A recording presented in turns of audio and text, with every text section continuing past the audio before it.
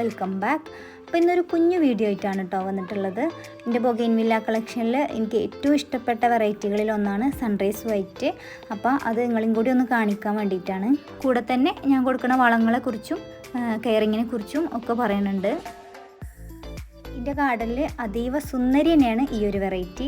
ഇതിനെക്കുറിച്ച് പറയുകയാണെന്നുണ്ടെങ്കിൽ കാണാൻ നല്ല ഭംഗിയാണെന്ന് മാത്രമല്ല, നമുക്ക് നിറച്ചും കൊല കുത്തി പൂക്കൾ തരുന്ന ഒരു വെറൈറ്റി കൂടിയാണ്. വൈറ്റ് കളറിലുള്ള പൂക്കൾ കാണാൻ ഒരു പ്രത്യേക ഭംഗി തന്നെയാണല്ലേ.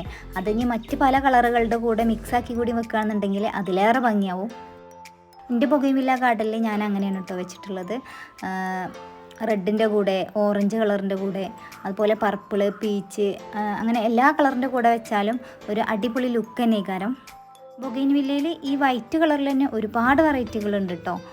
Pune white, Hawaii white, apple white, അങ്ങനെ ഒരുപാട് സൺറൈസ് വൈറ്റ്, അങ്ങനെ ഒരുപാട് വെറൈറ്റികളുണ്ട്. അതിലൊക്കെ ഏറ്റവും ഇഷ്ടപ്പെട്ടത് എനിക്ക് ഈ സൺറൈസ് വൈറ്റ് തന്നെയാണ്. ഇനി ഇതിൻ്റെ കെയറിങ്ങിനെ കുറിച്ച് പറയുകയാണെന്നുണ്ടെങ്കിൽ അധികം വെള്ളം കൊടുക്കരുത്, നല്ല വെയിലത്ത് തന്നെ വെക്കുകയും ചെയ്യണം. പിന്നെ പൂക്കൾ ഉണ്ടായി കഴിഞ്ഞ് ഫെയ്ഡായി കഴിഞ്ഞാൽ പൂക്കൾ നമ്മൾ നുള്ളിക്കളഞ്ഞു കൊടുക്കുക, അതൊക്കെ തന്നെയാണ് മെയിനായിട്ട് വേണ്ടത്. വെയിൽ തന്നെയാണ്, നല്ല വെയിലത്ത് തന്നെ വെക്കുക. പിന്നെ വളമായിട്ട് ഞാൻ എല്ലാം കൊടുക്കലുണ്ട് കേട്ടോ. രാസവളമായിട്ടും കൊടുക്കലുണ്ട്, അതുപോലെ തന്നെ ജൈവവളങ്ങളും കൊടുക്കലുണ്ട്. എല്ലാം ഇങ്ങനെ ഇടവിട്ട് അങ്ങനെയാണ് കൊടുക്കൽ. ജൈവവളമായിട്ട് നമ്മൾ പഴത്തൊലി, നേന്ത്രപ്പഴത്തിൻ്റെ തൊലി വെള്ളത്തിലിട്ട് അത് 2-3 ദിവസം കഴിഞ്ഞതിന് ശേഷം അങ്ങനെ അത് ഒഴിച്ചു കൊടുക്കും. പിന്നെ ചായച്ചണ്ടി അതിട്ട് കൊടുക്കും, മുട്ടത്തോട് പൊടിച്ചിട്ട് അതിട്ട് കൊടുക്കും. പിന്നെ ചാണകപ്പൊടി, എല്ലുപൊടി അതൊക്കെ അങ്ങനെ മിക്സാക്കിയിട്ട് അങ്ങനെ ഇട്ട് കൊടുക്കും. വേപ്പിൻ പിണ്ണാക്ക് വെള്ളത്തിലിട്ട് പുളിപ്പിച്ചിട്ട് അത് ഒഴിച്ചു കൊടുക്കും. ഉള്ളിത്തൊലി വെള്ളത്തിലിട്ട് അതും പുളിപ്പിച്ചിട്ട് അത് ഒഴിച്ചു കൊടുക്കും. അങ്ങനെ എല്ലാം കൊടുക്കലുണ്ട്. പിന്നെ രാസവളമായിട്ട് NPK 19-19-19, DAP അതൊക്കെയാണ് കേട്ടോ കൊടുക്കൽ.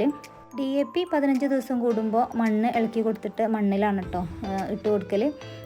അത് ഗ്രാനുവൽസ് ആയിട്ടാണ് ഉണ്ടാവുക, അത് മണ്ണിൽ അങ്ങനെ ഇട്ട് കൊടുത്താൽ മതി. NPK 19-19-19 1 ടീസ്പൂണ് 1 ലിറ്റർ വെള്ളത്തിൽ മിക്സാക്കിയിട്ട് അങ്ങനെ സ്പ്രേ ചെയ്ത് കൊടുക്കലാണ്. എല്ലാ വളങ്ങളും കൂടി ഒരുമിച്ച് കൊടുക്കരുത് കേട്ടോ. എല്ലാം ഓരോ ആഴ്ചയെങ്കിലും ഇടവിട്ട് അങ്ങനെ കൊടുത്താൽ മതി. അപ്പോൾ ഇത്രയേ ഉള്ളൂ ഇന്നത്തെ വീഡിയോ ഇഷ്ടപ്പെട്ടാൽ ലൈക്ക് ചെയ്യാനും ഷെയർ ചെയ്യാനും കമൻറ്റ് ചെയ്യാനൊന്നും മറക്കരുത്. ചാനൽ സബ്സ്ക്രൈബ് ചെയ്തിട്ടില്ലെങ്കിൽ സബ്സ്ക്രൈബ് ചെയ്ത് സപ്പോർട്ട് കൂടി ചെയ്യണം. ഇൻഷാ അല്ലാഹ് അടുത്ത വീഡിയോ ആയിട്ട് കാണുന്നവരേക്കും ബൈ.